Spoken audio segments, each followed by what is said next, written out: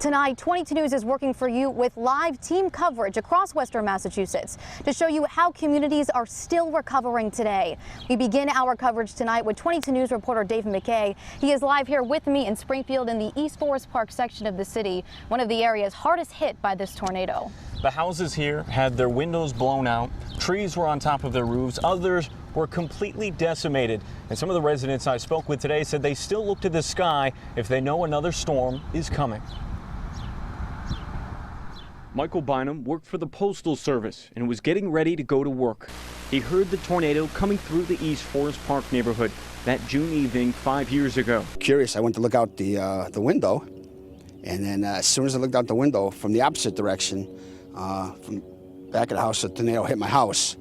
And then next thing I know, I was picking myself off the front lawn of my neighbor's house. The tornado had leveled his home off of Pennsylvania Avenue and thrown him 30 feet into his neighbor's lawn within seconds. The devastation, was just, I couldn't believe the devastation happened just so quickly.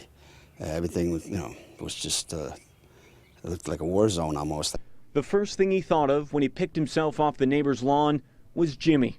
That's the first thing I thought of when I picked myself off the ground. Was where my dog was. I figured he was probably dead, but oddly enough, he was actually on top of the rubble that was my house, and he was trying to get to me, and he didn't. Remarkably, he didn't have a scratch at all. Bynum walked to the end of the road that was blocked by trees and debris and waited for an ambulance to be treated for a gash in his arm.